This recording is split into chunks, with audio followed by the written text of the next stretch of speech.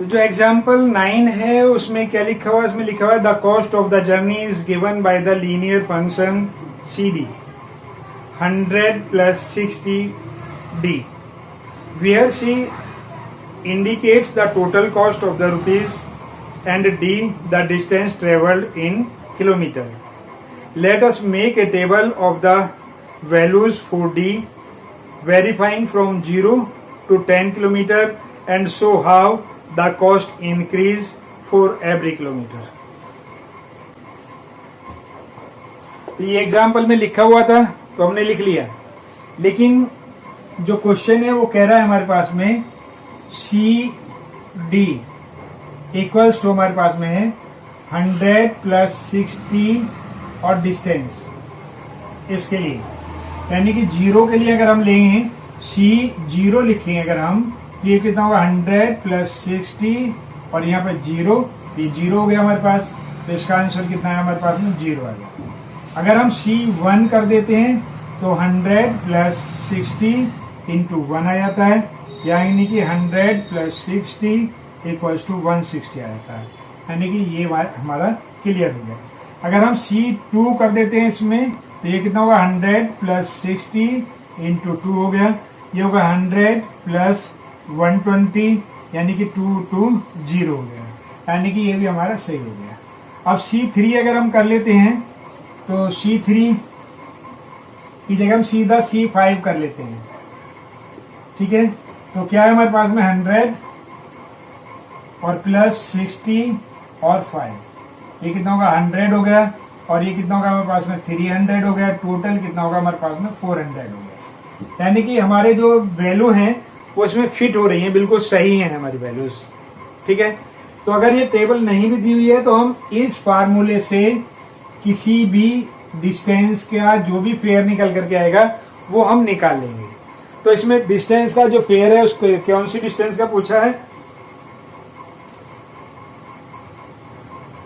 0 to 10 के लिए बोला है इसमें।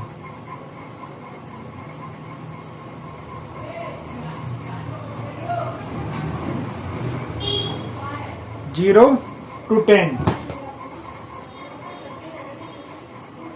तो हमें सारा बनाना पड़ेगा इसमें।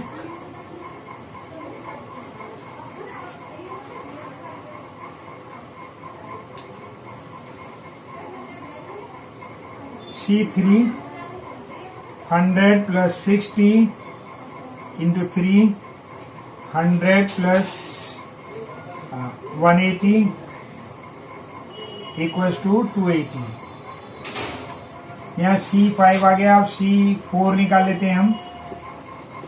100 plus 60 into 4 100 plus 240 कितना हो गया हमारे पास में 340 हो गया। 5 हमने निकाल लिया, C6 निकाल लेते हैं। 100 plus 60 into 6 100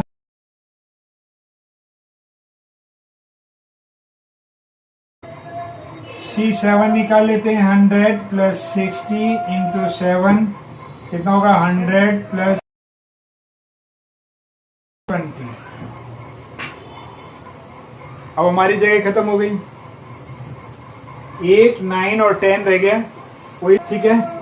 तो 6 7 C8 हो गया हमारे पास में, कितना होगा 100 plus 60 into 8, ये 100 plus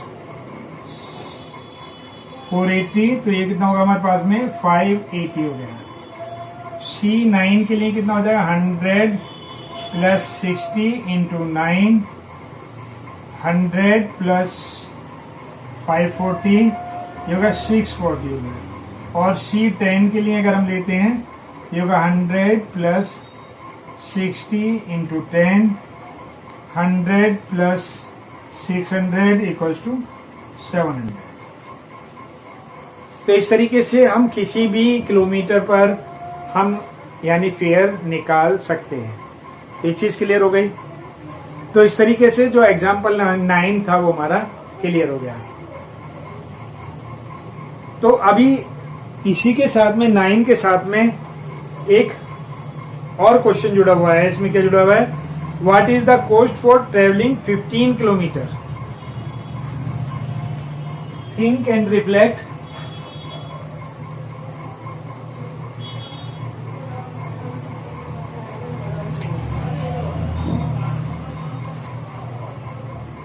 थिंक एंड रिफ्लेक्ट।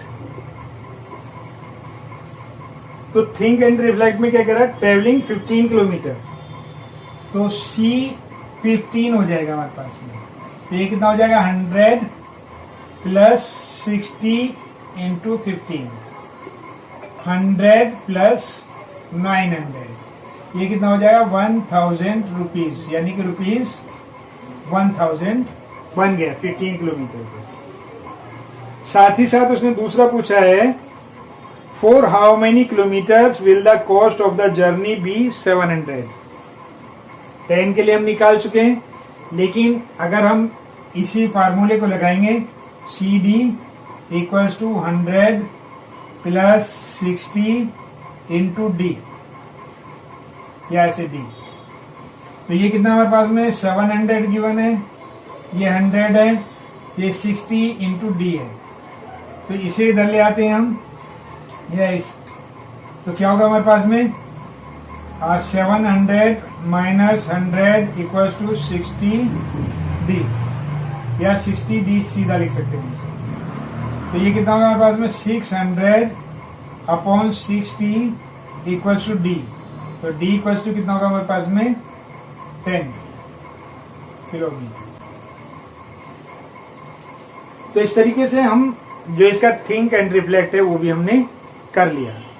चलिए अब पहुंचते हैं एग्जाम्पल नंबर 10 पर। उससे पहले बेस्ट ऑफ लक।